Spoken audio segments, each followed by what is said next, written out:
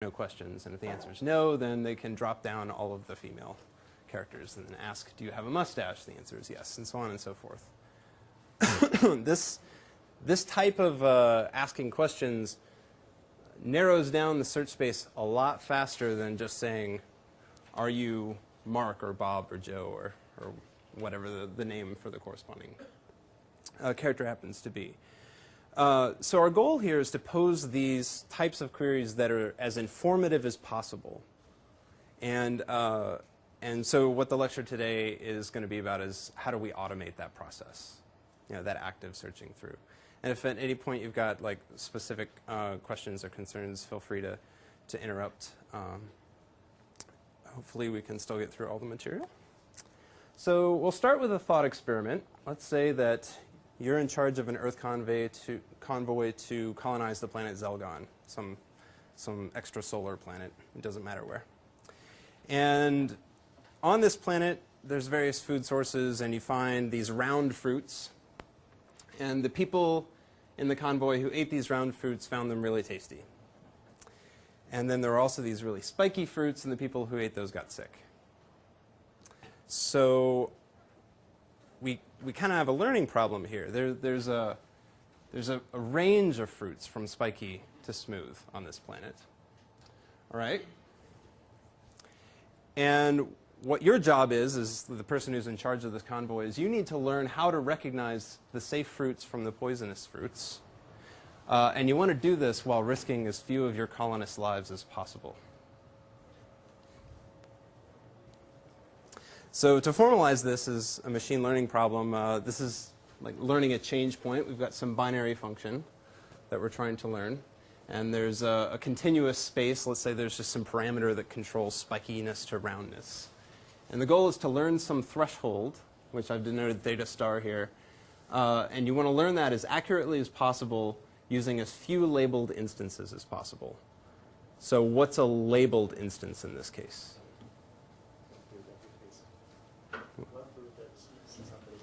Right. Right. So an unlabeled instance is a fruit. A labeled instance is you give that fruit to somebody, they eat it if they got sick, versus they didn't get sick. That's our label. So in the typical passive supervised learning setting, all the instances have to be chosen before these tests are run. So you would just go out and gather maybe 100 or 200 or 1,000 fruits and then pass them off to different people in the convoy and say, did you get sick or not? And in order to accurately learn this threshold under the probably approximately correct learning model, which I think you discussed earlier, to learn it within an error rate of epsilon, it would require O of 1 over epsilon labeled instances to train this classifier. So that can be, if you want this error rate to be very small, this is a big number. That's a lot of people's health to put at risk. So the question is, can we do better?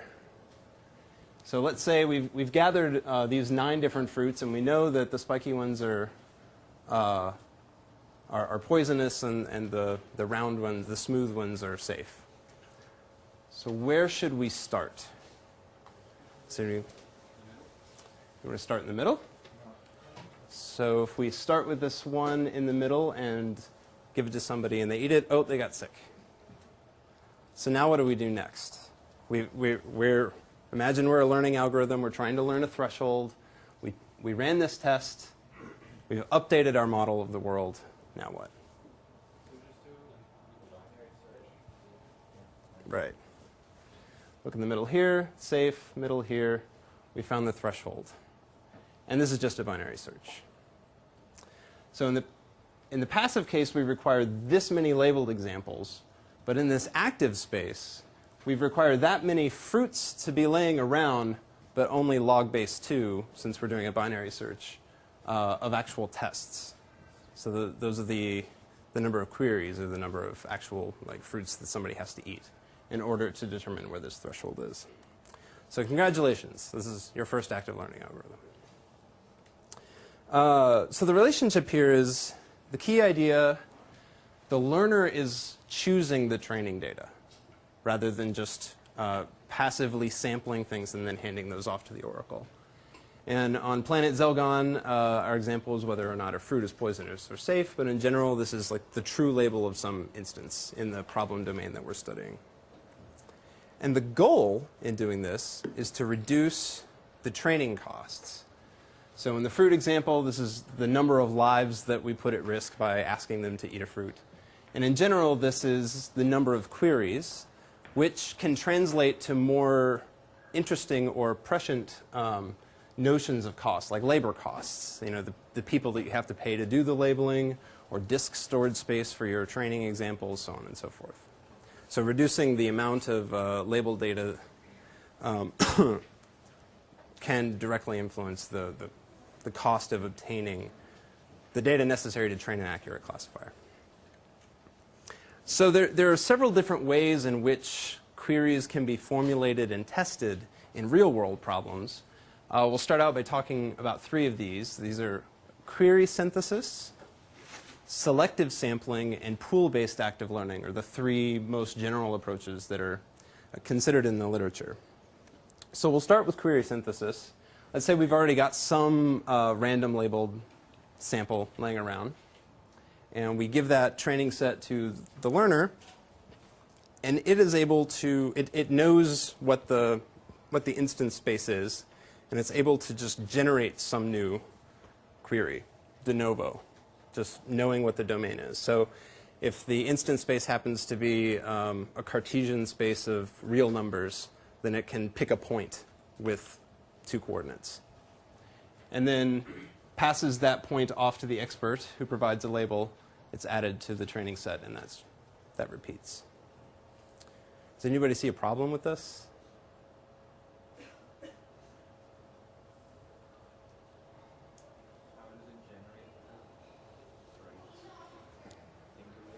So it's a technical challenge of how to actually synthesize that point. Is that what you're saying? Yeah, that's true too. There's also a more kind of philosophical problem, or like a more basic problem than that. Did you have your hand up? No. The expert is not only right. That's true. Let's pretend he is. There's still another problem. Determining whether an instance is informative or not? That's a problem, or that's a challenge that we're going to talk about extensively throughout this lecture, but even more basic than that. That's specific to this, like synthesizing queries. You have to first learn the distribution of, like, you have to already have a generative model to, like, generate the, like, you have to learn part of the generator. Right. So you don't know what the underlying natural distribution of instances is. So this came very apparent in the early 90s when people first started trying to do this query synthesis in practice. So Lang and Baum did this experiment with artificial neural networks trying to learn to classify handwritten digits to recognize, which of 10 digits this particular character corresponded to. And the queries that it synthesized just didn't make any sense a lot of the time. So these are probably 7s. That's maybe a 5, but is that a 9 or something in between a 7 and a 5? Or, this is something that nobody would actually naturally write out, right? So we want some guarantee that the queries come from some underlying natural distribution. And so this is a problem with the query synthesis approach. If we had some generative model of where the data was coming from, then we could combine that, for example, with a query synthesis approach.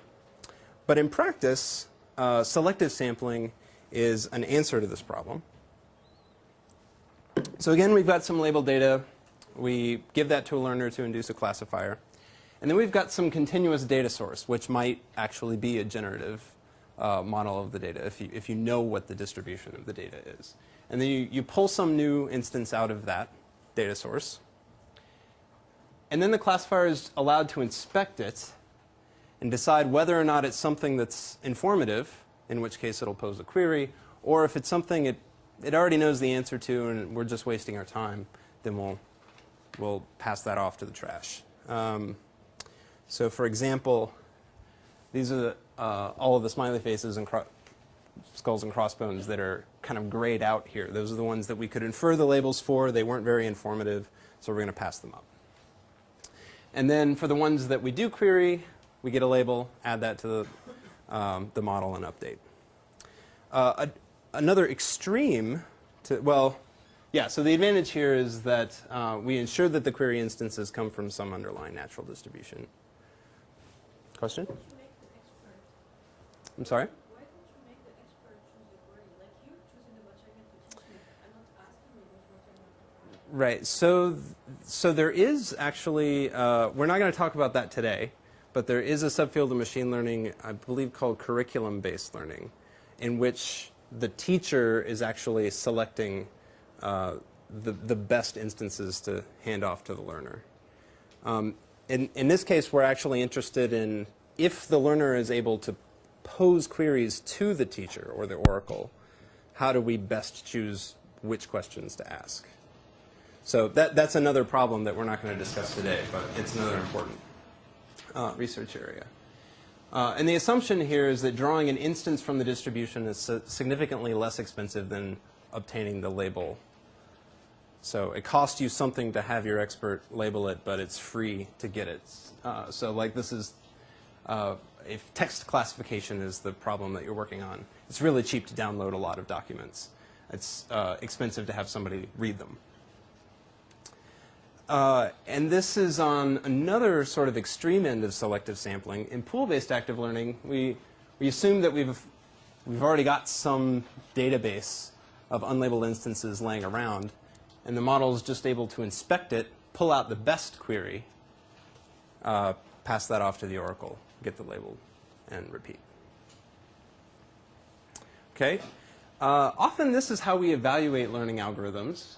So this is for a text classification task of classifying baseball versus hockey documents. This is a real experiment I ran with logistic regression. And passive learning here in the purple would be kind of as you randomly draw new documents out of the data set versus the red line, which is active learning. And we say that an active learning algorithm is doing better if its learning curve dominates. Best is by measure of information gain. So this is just in terms of prediction accuracy. I'm sorry, the last slide. So Best out of the sample pool. that's what the rest of the lecture is going to be talking about. There's a lot of different ways to measure how informative an instance is. In practice, a lot of big companies and research projects are using active learning. IBM is using this for sentiment analysis in blogs and also noisy relabeling. I think somebody asked about you may not be able to trust the oracle, and in that case, maybe you want to get multiple labels. So they use active learning to determine which ones they should get extra labels for.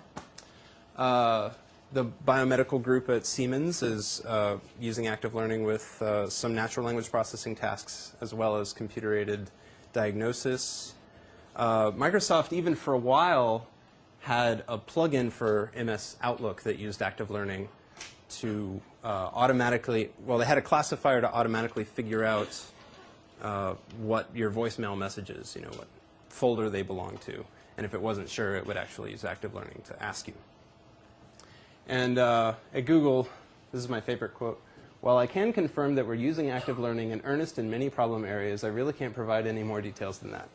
Sorry to be so opaque." And this is from David Cohn, who actually was visiting CME last week, and I got to meet him in person for the first time.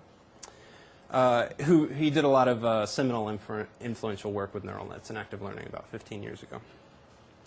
So now let's get back to how do we select queries. In general, so we know in this particular problem we can use binary search, but let's take a different view of the problem in terms of a probabilistic classifier. So if these are the two labeled examples we have, some probabilistic classifier might give us a probability distribution like this. So the probability of being safe given x, which is the roundness parameter or something. And it turns out that 0.5 is the midpoint for this particular model. So that's where we should query. We update the model. And now the probability of 0.5 just happens to be at our next most informative point. And this leads us to an objective function called uncertainty sampling, or a family of objective functions. And the idea is here, just query the instance that the model is most uncertain about. So we induce the classifier. Here's another toy example. Let's say we've got this two-dimensional Cartesian space with positive and negative examples coming from two different Gaussian distributions. If we just did random sampling, we might end up with a linear classifier like this, which is 70% accurate. But if we used uncertainty sampling, then we might end up with a labeled data set and a classifier that looks like this. And if you notice, a lot of these points on the far right and the far left, the model never bothered to ask about those because they weren't very informative. All the action was happening right there in the middle where the transition between the two classes occurred. So in this case, the SRS sampling has to assume some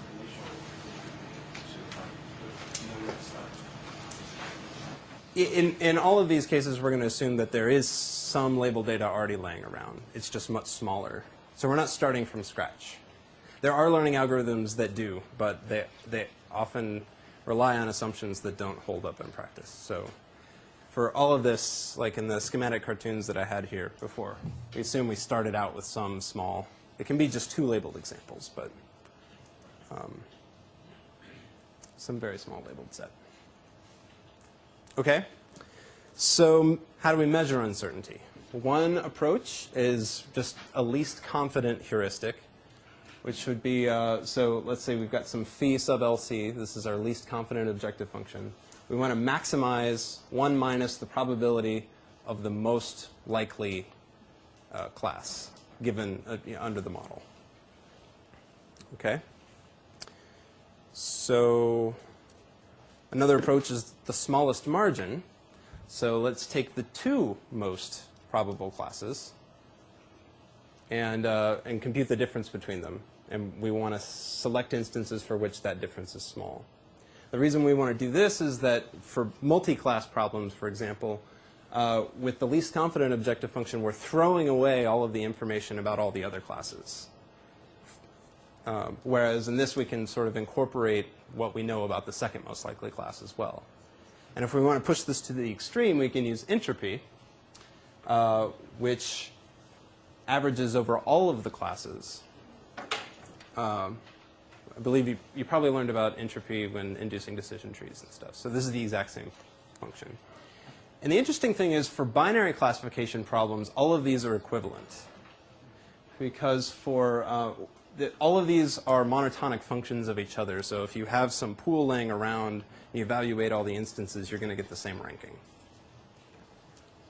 over all of them, because you can infer, given the probability of the positive class, what the probability of the negative class is. But for multi-class problems, they're not the same. So here's kind of a intuitive visual plot. Let's say we had a 3-class problem. Each edge of the triangle corresponds to, corresponds to a class. So this is one class, this is another, and this is the third class. This point here means that we have probability 1 for this class and probability 0 for all of the others, and correspondingly for all of the other corners. The midpoint here means 0, the model doesn't believe it's this class at all, but it's got a 50-50 chance of believing that it's the other two classes. And smack in the middle is a uniform distribution, uniform posterior distribution over all 3 classes. So as you can see with all 3 of these, the center point is the most informative query that you could ask. So that's the uniform distribution where you don't know anything else. And also, each of the 3 corners is the least informative query that you could ask, because the model's very confident in what the classification is. But they have different intuitions about uncertainty for everything in between.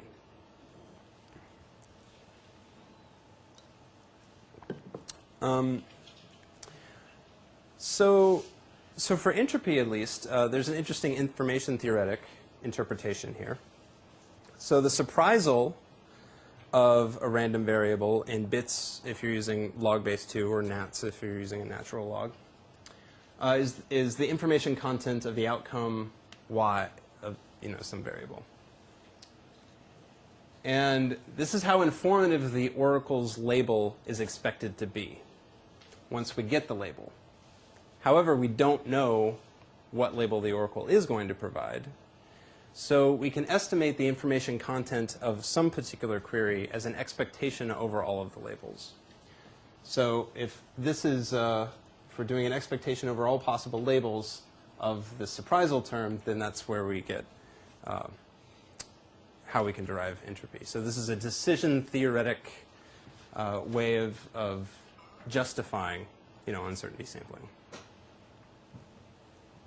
Now, in practice, for pool-based active learning, we can just evaluate every instance in U, given whatever uncertainty measure we choose, rank them all, choose the top k instances, query those, retrain and repeat. For selective sampling, it's a little trickier. And instead, what we need to do is define some region of uncertainty. So some new point is coming in, and we're not deciding between this point and some other point. So we just have to decide whether or not this is informative enough to query. And so we might choose some threshold, like between a probability of 0.2 and 0.8. And if it falls, the posterior falls between that, then we would query it. Otherwise, we discard it, retrain it, repeat. Question? So I have a question about the pool-based active learning. So if you have like a really, really large pool, aren't you going to run into the same problem of the query synthesis? Because, like, yeah, we're gonna because there might be outliers in a very large pool. Yeah, we're gonna talk about that a little bit later. For the selective something, what do you set both and lower bound and talk about for the Oh, how do we choose it? Why two boundaries? Why? I mean, it is reasonable that you don't choose to query about it. It's two line point. Why should not to query about it with two line? Oh, so sorry. This was this 0.2 and 0.8 wasn't for an information measure. This was for like the posterior. Let's say you've got a binary classification task. Sorry. Yeah. You could also just choose like some entropy threshold, and if the entropy is above this, then you query it. If it's below that, then you don't. Yeah. Sorry about that confusion.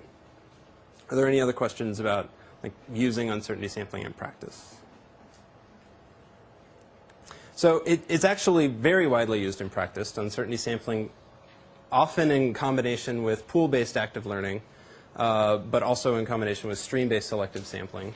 It's been used for text classification, part of speech tagging, word sense disambiguation. This is like telling whether the word bank refers to a financial institution versus something on the waterfront. Parsing. These are all examples from natural language processing. But there are numerous examples in computer vision, sensor placement, so on and so forth. But here's an example of where uncertainty sampling will fail in a stream-based selective sampling case. So this is an example from David Cohn back in 1994. This is a neural net trying to learn a concept of these. You can barely see it, but there's a second triangle right here. And the two triangles represent the positive class, and everything else is the negative class. So in our initial random sample, just to get the learning started, we happened to only hit points from the left triangle, but we didn't get any labeled examples from the right triangle. And if we defined our region of uncertainty in this naive way based on uncertainty sampling, then this is what the model class would look like. So everything inside this contour is considered positive, and everything outside of the outer contour is considered negative, and the region of uncertainty is what's in between. So we would only query points that fell inside here, or so on and so forth. So we're going to completely miss the right triangle, and then after like 150 queries later or so, this is what the model looks like, and it just only focuses on this left triangle. And that's a problem. Anybody have any ideas of what to do?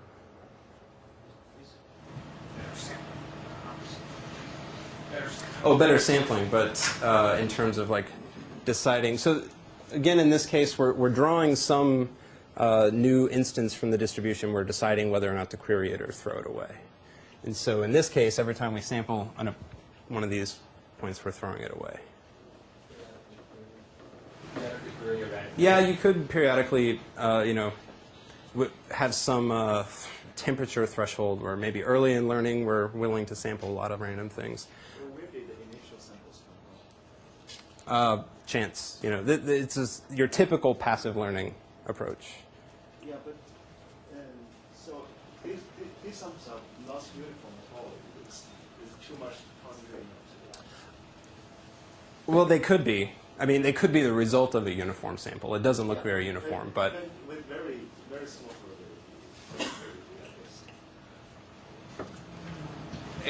I agree. This is a pathological example, but it does illustrate the point that uncertainty sampling can cause lots of problems. It could also be that maybe the rest of the concept is some very small part of the instance space. And so even if we did a uniform sample, maybe we just miss it. Or if it's a checkerboard as opposed to this, maybe we still get a uniform sample, but a few of the checks we miss. And the model becomes overly confident about parts of the space that it knows nothing about. That's the bottom line here. So maybe as you're trying to decide whether you throw away, have a bias penalty so that it will decide you against the bias. That's another idea. Why don't we move on and think about so the problem with uncertainty sampling here is that we're only using the confidence of a single classifier. And it may be the best classifier that we can introduce given the training data that we have. But this classifier in like a parametric model is sometimes called a point estimate. And this classifier can become overly confident about regions of the space that it knows nothing about.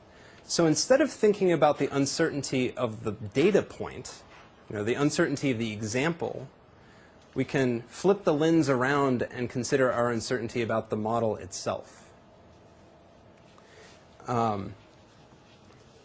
So in order to do that, let's talk about version spaces. I think this came up a little bit earlier. So version space is the set of all the classifiers that are consistent with the labeled data that you've seen so far. So on the left here, we've got example of version spaces for linear discriminants between data points in a two-dimensional space. Over here, if we've got axis parallel box or rectangles, this is the version space that we might see.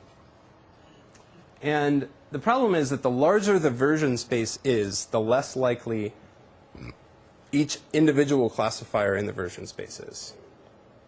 So maybe what we want to do to make our classifier look more probable is query points that will reduce the size of the version space.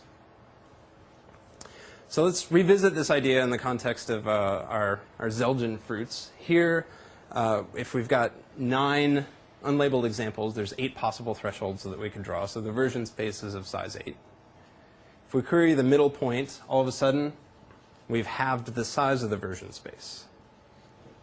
If we query the next point, again, we've halved it, and very quickly, after only 3 instances, we found the correct threshold. So a simple version space algorithm, in general, is to enumerate all of the possible hypotheses, or maybe if you know enough about the hypothesis space, you can compute this analytically, like if x is 1 here and 9 there, at the very beginning, 9 minus 1 is 8, which is the size of the version space. And then the optimal query is the one that will most reduce the size of the version space in expectation over the label that we get. Because again, we don't know what label the oracle will provide. And so ideally, we can have the size of the version space with each query. And this is exactly what binary search does in this one-dimensional toy example that we've been running with. Now let's talk about how we can generalize this version space search to more interesting problems. So let's start by talking about support vector machines and version spaces.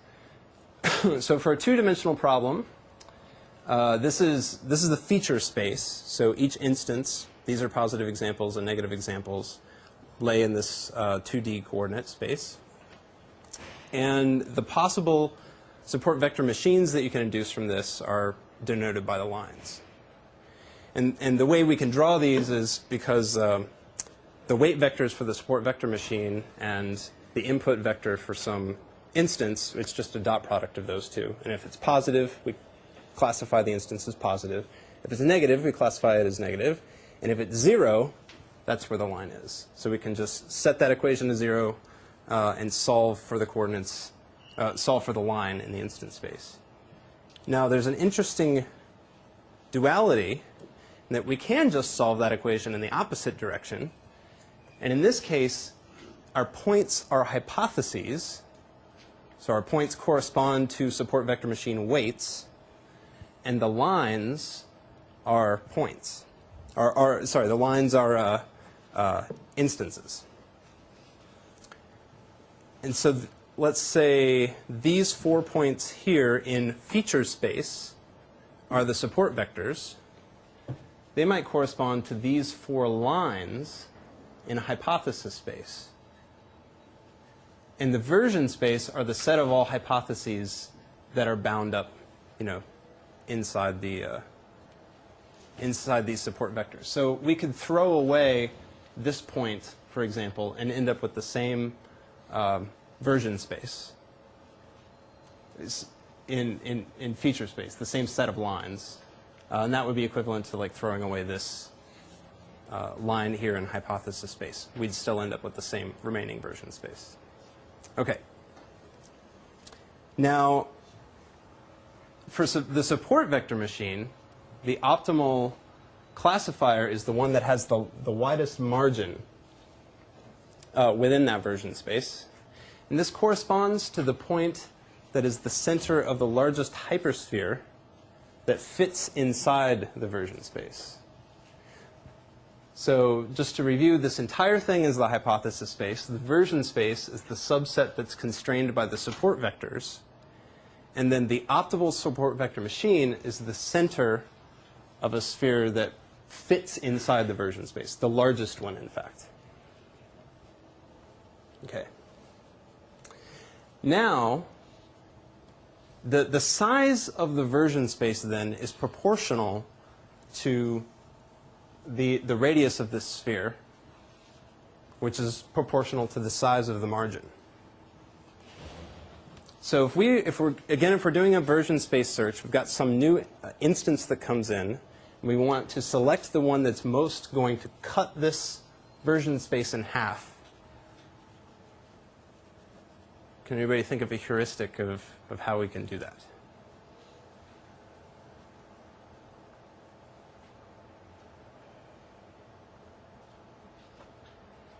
Okay, well, I'll tell you. So in this case, the dotted lines correspond to unlabeled instances. And the one that we want to choose is the one that, in this visual representation, the one that's highlighted in yellow is the one that's going to slice the version space in half, or comes closest to it. And it turns out that's also the one that's closest, that runs closest to the support vector machine weight vector, which sits kind of in the center of the version space. So just to review, this unlabeled instance here, if we were to query that, how much information is that likely to give us about the version space? A lot? Raise your hand if you think it's a lot. Raise your hand if you think it's not a lot. You're right. Okay. Because it doesn't make the version space any smaller, regardless of what label we get. It's not going to become a support vector. This instance right here does actually chop into the version space quite a bit, and it's likely to become a support vector. The new version space, or the new hypersphere, will be a little bit smaller, and the new optimal weight vector will be maybe right here where I've got my cursor. But it's not going to help as much as this point. Now, if we flip the lens back in the other direction, this corresponds to the point that's closest to the hyperplane in feature space. And this corresponds, or basically you can also think of this as margin-based uncertainty sampling. Now, is this going to be true in general for all linear classifiers? The fact that uncertainty sampling is actually doing a version space search? How many think yes? That, let me restate the question. So how many people think that this does hold true in general? How many people? What? That uncertainty sampling, this margin-based uncertainty sampling, is trying to bisect the version space for linear classifiers in general. How many people think this is not true? Boy, a lot of uncertainty in the room. This is a special case for support vector machines. I mean, it's true that uncertainty sampling can and does in practice whittle down the size of the version space, but because support vector machines are trying to place the weight vector right in the middle of the version space to be as non-committal as possible, that's why uncertainty sampling tends to chop it up. And it doesn't always hold in practice, but it's a more robust and principled heuristic than for like logistic regression or naive Bayes, for example. Querying the least confident one, right? Yeah, that's exactly, so the margin-based uncertainty sampling is exactly querying the least confident point. So you say it makes sense to do it with SVM, it doesn't make sense to do it with... Right, or you've got some justification for doing it with SVMs, and you don't, it's just a heuristic with other types of objective functions for learning these linear discriminants. But, and the reason for that is there's a correspondence between the margin for an SVM and the size of the version space. They're relatively proportional. And we don't actually, keep in mind that we don't actually have to quantify the entire version space. We don't actually have to compute this box over here. You know, all we just have to do is, you know, do the dot product of our instance and the weight vector, and is it close to 0 or not? So in general, though, the size of the version space may be too large to enumerate, or it may be too difficult to compute the size of it analytically. Take advantage of, for example, the correspondence between the margin in a support vector machine and the version space size. So here's another idea. Let's say we can train two classifiers, both in the version space. One we'll call G, because it's general, and another we'll call S for specific. And these represent the two extremes of the version space. And then if these two models disagree, then that defines our region of uncertainty. So to look at this pictorially, let's say we've drawn some negative examples, which are in red, kind of on the outside. And we've got some blue examples that were in the middle. And the concept we're trying to learn here is actually just a square smack in the middle of this two-dimensional instance space. So this is G. This is our most general classifier. It's really liberal in what it's willing to call a positive example. The other one is extremely conservative about what it will call a positive example. And then the difference between these two is our region of uncertainty.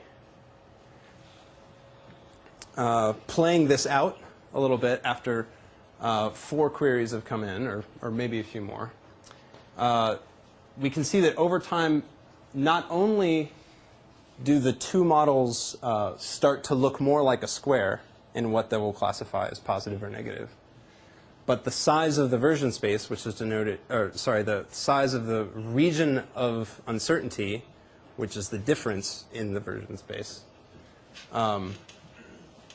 which is denoted in white, it gets smaller and smaller over time.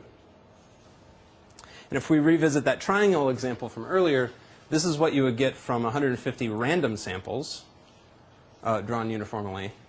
And this is what you would get from 150 queries that are drawn according to this G and S model disagreement.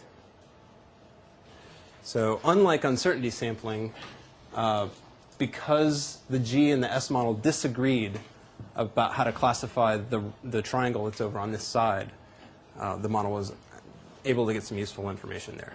And the contours fit better than they do from doing random sampling. So those are two properties that we like. And it turns out we don't have to maintain G and S explicitly.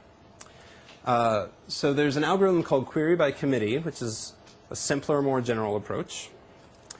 And all we have to do here is train a committee of classifiers. And they can be any classifiers that are in the version space, although you can often just use two. And then just query the instances for which they disagree. And the nice thing is there's some theoretical work that's been done showing that we get some guarantees for the reduction in the number of labeled examples. So if we let D denote the VC dimension of a hypothesis space, which is a measure of the complexity of the problem that you can solve, under certain conditions, query by committee can achieve prediction error epsilon with high probability, this is again under the PAC model, of O of D over E unlabeled instances, and the log of that in terms of queries. So we again get this exponential improvement that we observed earlier with the binary search in one dimension, only this scales up to multiple hypothesis classes and more complex problems. So what does it to require how many unlabeled instances? This question, it has been there from the very first one we talked about binary search, that it requires O of n samples, but only O log n queries. So what does the person do?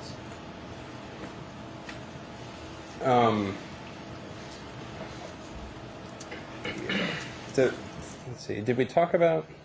Did you talk about PAC?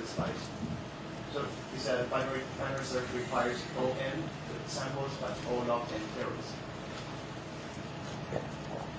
To train a classifier,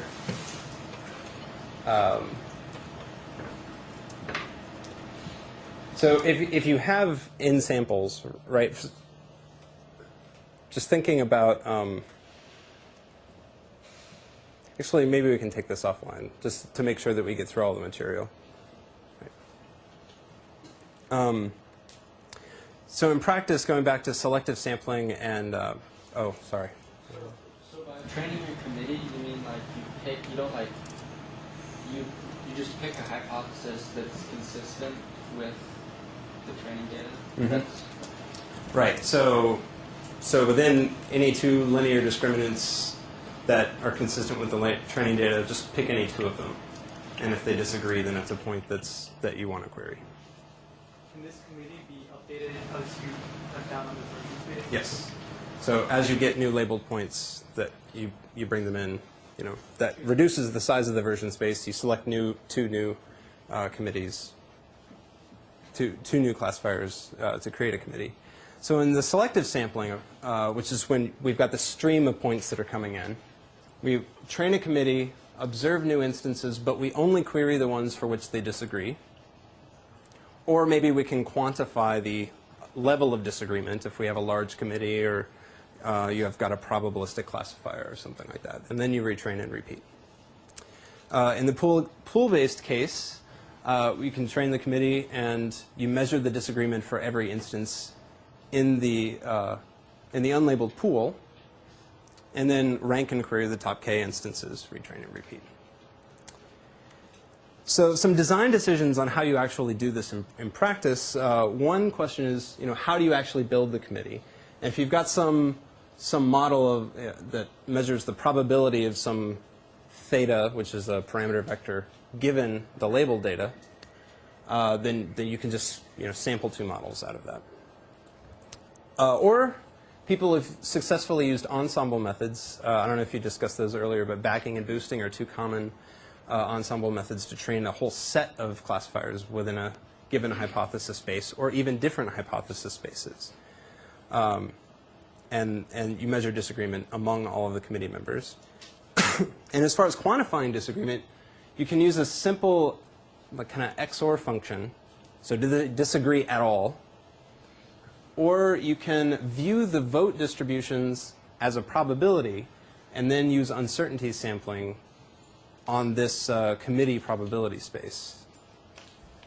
And a Bayesian interpretation of this is that we can use Bayes' rule to derive an estimate of the ensemble prediction for a new x, which is basically for each theta, so this is each model within the committee, you estimate its posterior probability of a class membership given the instance, and then just do a weighted sum over all of the committee members. And if the committee is big enough or exhaustive of the version space or even the hypothesis space, this is known as the Bayes optimal classifier. So you can think of the committee as kind of an approximation to the entire version space. And what query by committee then does is it attempts to reduce uncertainty not only about the instance label, but also about the classifier itself. So if we use vote entropy, this is essentially what our objective function looks like. We're doing an expectation over both the label and the committee. And just as a pictorial representation, let's say Andy Warhol was a Bayesian and he did this nice portrait of the Reverend Thomas Bayes. This corresponds to a two-dimensional problem with three classes, black, white, and red. Now let's train a bunch of, we draw 50 samples from this input space, and we get a bunch of decision trees. So these are a bunch of decision trees, 4 decision trees to be exact, that are consistent with those 50 examples. But they disagree a lot. This ensemble classifier, however, we're doing a majority vote just assuming that each of these trees is equally likely. It's just an average. And as we can see that this model is doing a lot better at recovering the original image than any of the individuals did. And this is a representation of their disagreement. So if we were doing uncertainty sampling from just a single decision tree, what we would end up with is basically lines at all of the change points, where we went from black to white. But with query by committee, we can quantify not only the disagreement of the change of colors, but let's see if there's a really good example. So for here, the committee is all in agreement that this section here should be red. But there's some uncertainty about it, so it's willing to sample points that come in that are in that region, because in the original image, as you can see, there's a crease there. So query by committee is not only willing to sample points that it's unsure about the classification, because it actually may be fairly certain about the classification, but the individual committee members are in disagreement about it. Okay. So let's take a tangent at this point and talk about the relationship between active learning and semi-supervised learning, which I believe you covered a little while ago. Both are trying to solve the same problem, or similar problem, in the sense that there's a lot of unlabeled data that's laying around, and we want to make the best use out of this. So in active learning, uncertainty sampling is one type of active learning that we've considered. And this is query the instance that the model is least confident about. And in semi-supervised learning, what does this correspond to? Not random sampling, but... So right, we've got this large pool of unlabeled data. We train a classifier on the labeled data. If we're doing active learning, we look at the pool and we pull out the points that we're least confident about to go ahead and get a label for. If we're a semi-supervised learner, we label things we're most confident about, so the exact opposite. And this corresponds to self-training in softer senses. The expectation maximization and entropy regularization are semi-supervised learning algorithms that try to do this. It tries to exploit what the model thinks it knows about the labels and the unlabeled data, rather than exploring, as an active learner would, the things that it thinks it doesn't know. So let's see, query by committee in active learning. We're using ensembles to rapidly reduce the size of the version space. Is there an analog in semi-supervised learning for this?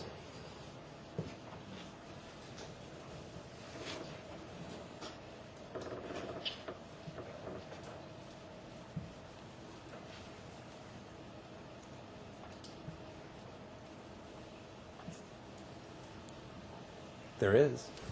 Self-training, I believe? So self-training is actually falls over on this side. So self-training, you've got a model, just a single model, a point estimate. It goes through, and the ones that it's extremely confident about, it just goes ahead and labels them and retrains on I them. thought there was a variant of self-training where you had a collection of classifiers and you only label things that they all agree on. Right. I'm not sure what it's called.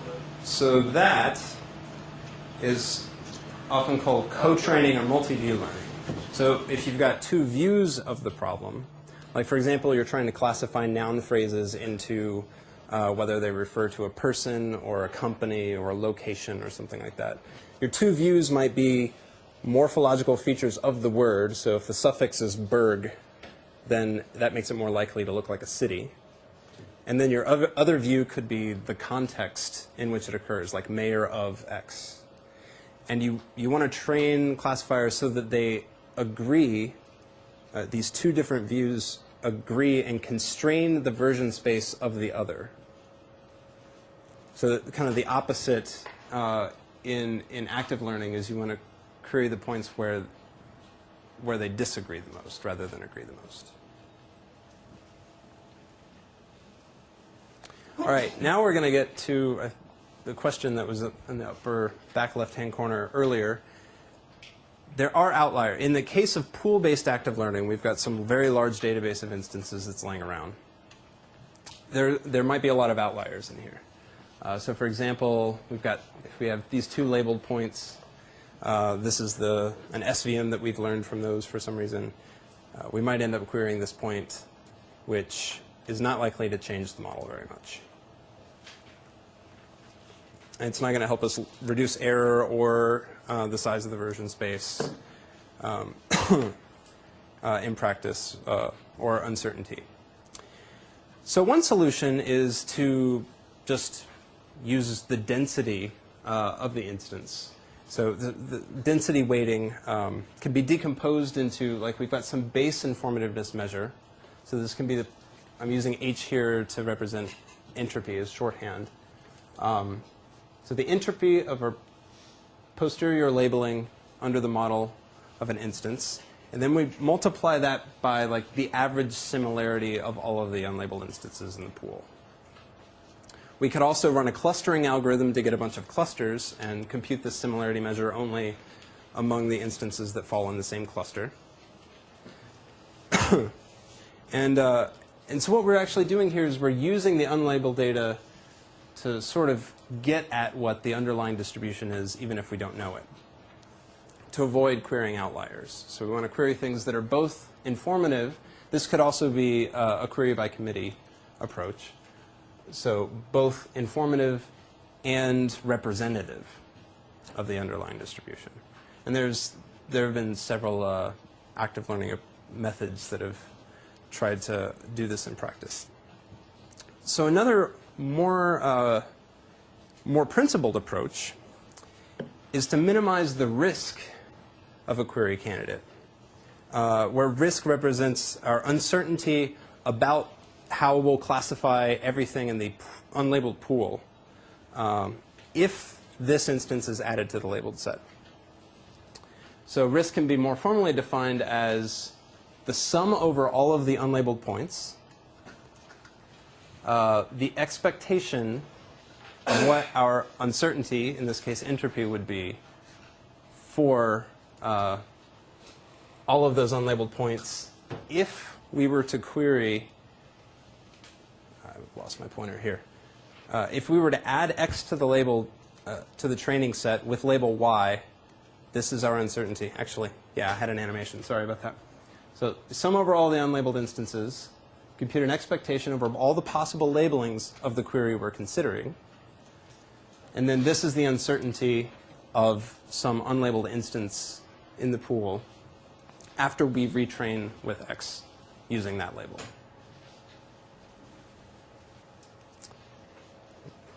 kind of wish I had made a more pictorial representation of this, but is this clear?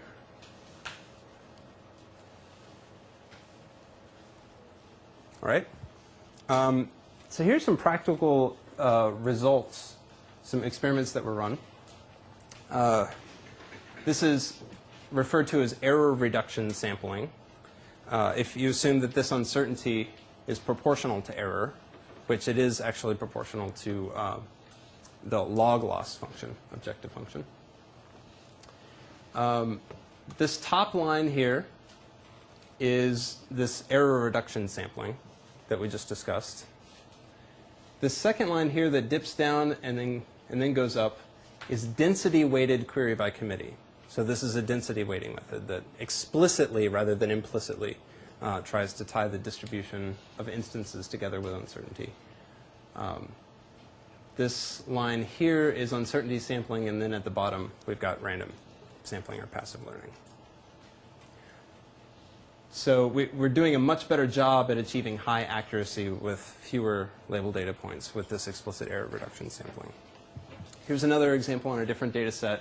We basically see the same trends.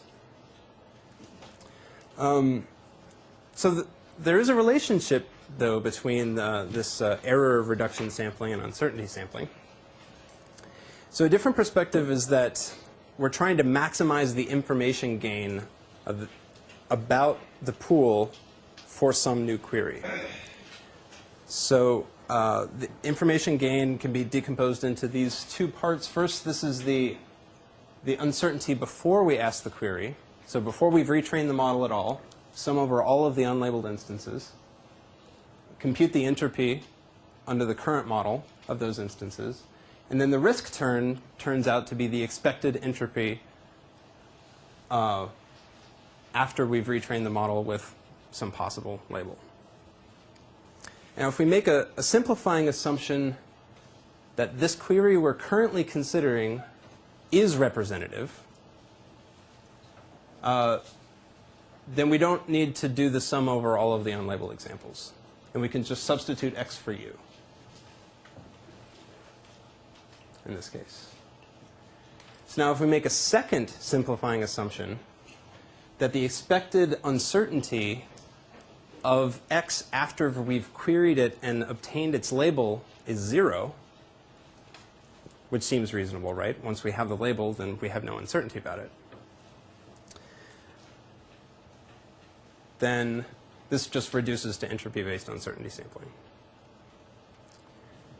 So entropy-based uncertainty sampling is actually trying, in a weird way, to do this error reduction objective function under two often violated but simplifying assumptions. The first is that every query is as representative as every other. And the second is that once we've obtained its label, we'll have no more uncertainty about its label. So the score sheet for this kind of error reduction sampling approach is that it's a more principled query strategy, and it can also be model agnostic as long as we've got some way of computing a posterior probability. You can use naive Bayes, logistic regression, Gaussian processes, support vector machines have all been used in the context of this approach, but it's also very expensive. So if we go back to, we can just use this. So we must iterate over every instance in the pool twice, once to consider it as a query, and second to estimate its uncertainty. And then also we have to do that again for every possible labeling of the query. And then we also have to retrain the model for every possible labeling of the query. So it's extremely expensive in practice. It's often fairly tractable with non-parametric models like k-nearest neighbors or Gaussian processes, because there the bottleneck isn't retraining. You just incorporate a new instance. The inference is actually what makes it more complicated. So how much time do we have? This goes until... 10 till. So we have 15 minutes. Okay.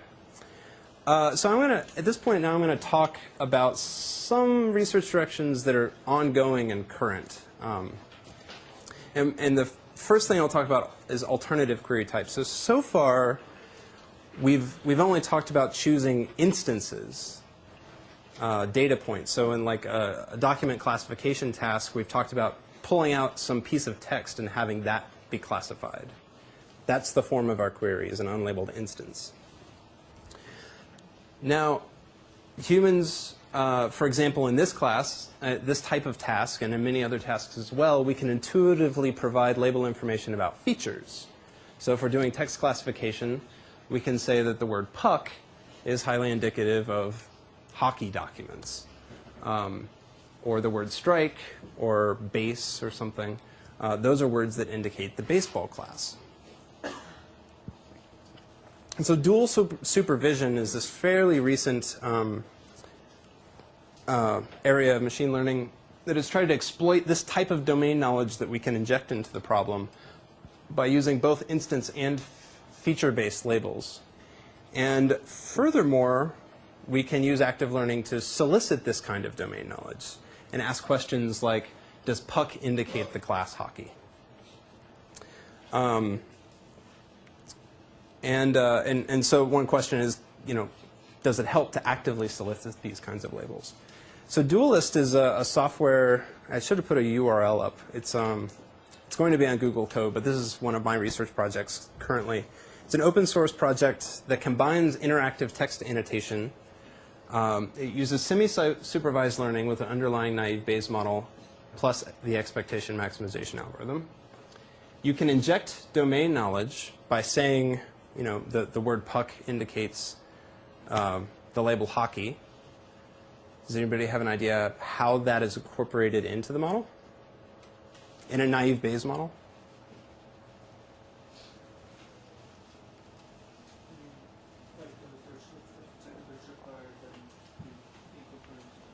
Right. So since we're using a Dirichlet prior over the multinomial parameters of generating words given a class, we just adjust that Dirichlet prior accordingly.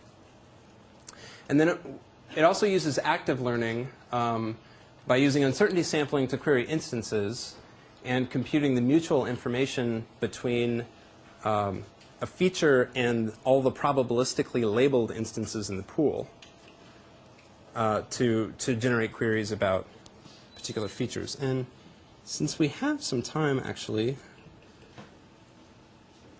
I wasn't exactly prepared for this, but let me, I think I can give you a quick demonstration.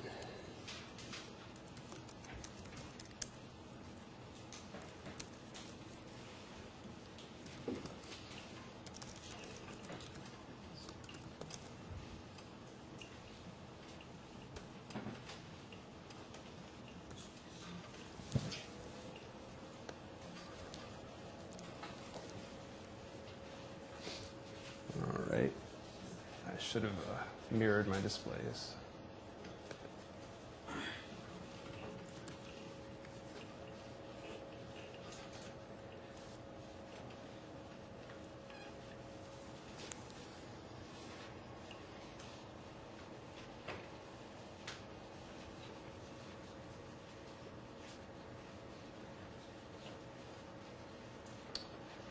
So let's actually look at that baseball hockey example I was alluding to.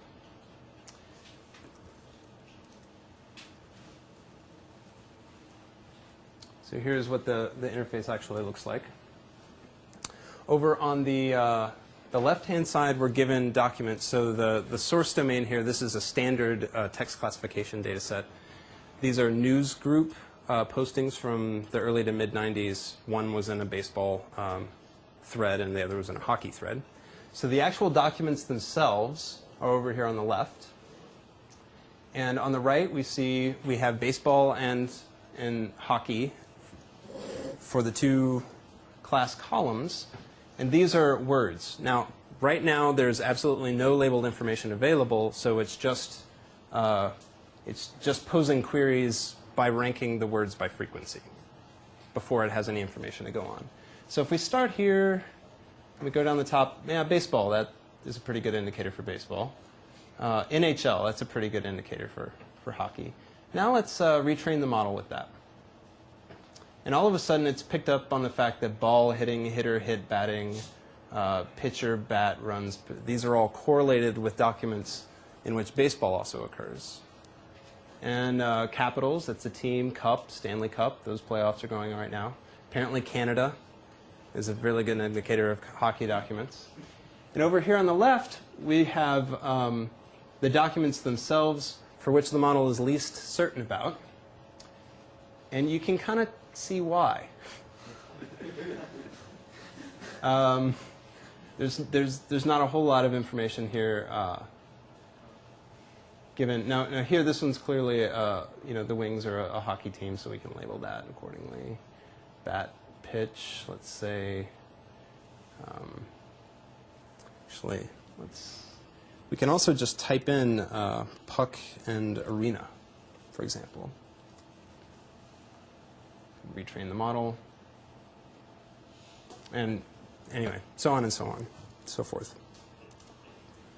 Let us get back to the lecture. So here are some results using actual, so these are not synthesized results, synthetic results using some labeled data set that we just pretend we don't have the labels for. This is actually people interactively doing the annotation.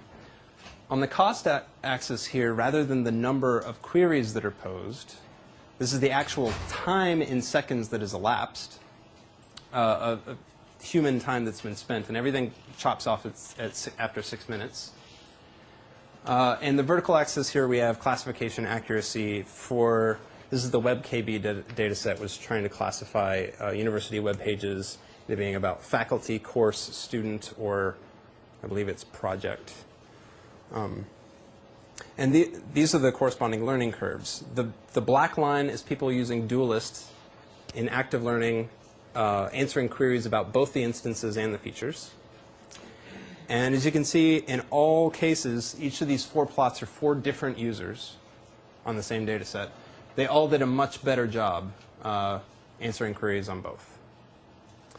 This dotted line at the very top is what you would get with fully supervised if you actually had the labels for the entire data set.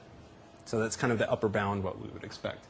In 6 minutes, basically everybody was able to get within 90% of fully supervised accuracy, rather than having to read 2,000 documents and classify them.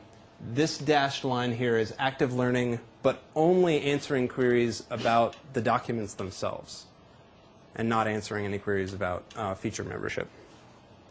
And then this baseline here at the bottom is random sampling. So this is passive learning, typical supervised learning. Here are results on a different data set. This is also from that news groups corpus, but this is classifying whether the document's about cryptography, medicine, space, or electronics, I believe, are the 4 categories. And here we see also consistent wins from answering queries on both features and instances. And it's also interesting to note that active learning does better than passive learning in these real-world test cases in general, but sometimes only by a little bit. And actually, in this case, on this data set, no, I guess it was still better. But the differences, you can see, are not really practically, and in some cases, not even statistically significant. So this brings us to another interesting aspect of real-world annotation costs. So our discussion up to this point has assumed that any query we ask is going to be equally expensive to label. But if we go back to our Zelgin fruit example, maybe it's more expensive to query instances that look like they're poisonous than it is to query things that look like they're safe, according to the current model. And we would like to incorporate that into, rather than just reducing the number of queries that have to be answered, we now have this other function of reducing the overall cost, which can be in terms of money, people's health, elapsed annotation time. And so here's a study I did as part of my thesis work, actually, having people annotate these 4 different natural language tasks, and what they are doesn't necessarily matter, but these are distributions of annotation times, which you can, as you can see, vary significantly. And the variance is sometimes annotator dependent. You know, sometimes one person just works faster than another person. Sometimes they're instance dependent. This particular query is more difficult to answer than another. Or in text classification, this document is twice as long as this other document. And then sometimes there's just stochastic effects too, which we couldn't really account for. The good news is sometimes, for some of these tasks, we can, alongside the model that's actually trying to do the classification, we can learn, for example, a regression model that's trying to predict how much time it's going to take, based on a few meta features like the length of the document or how uncertain it looks to the current classifier. And we can fairly, these are learning curves over time.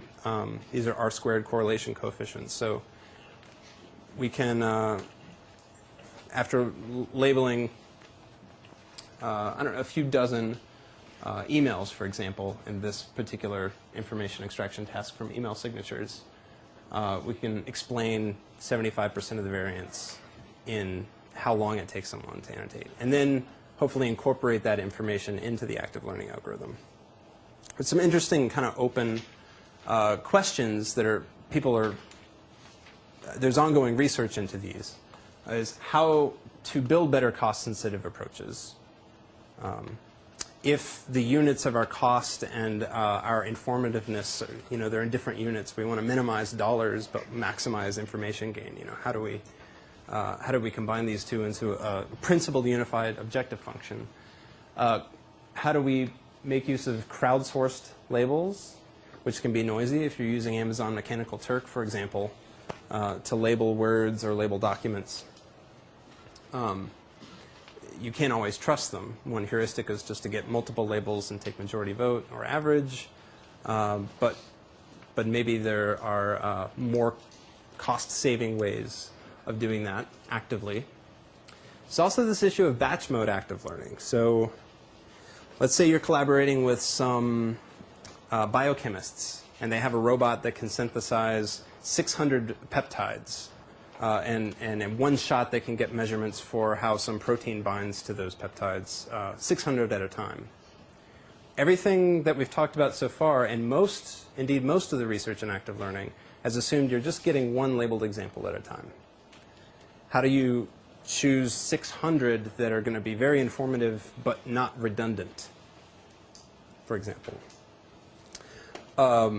Multitask active learning. Let's say you've got a bunch of different related tasks that you're all trying to learn at the same time. How do you pose a query that's going to give you the most information across all of the tasks? For cases where the oracle is a human in the loop, there are various human-computer interaction interfaces of what kinds of questions they can answer reasonably and how to pose questions in those, in that language, in that query language. As well as data reusability. There's a strong connection between the inductive bias of your learning algorithm and the data that you end up collecting. So for example, if your active learner is a linear classifier, you may not be successful at reusing that labeled data with something that's not a linear classifier. There are no theoretical guarantees for the reusability of the data, and there's very little empirical work that's gone into answering this question. Although some people have done it successfully, like using naive Bayes to do selective sampling for a decision tree, for example. People have done that successfully. That's all I have at this point. I think it's 10 till, so I'll wrap up.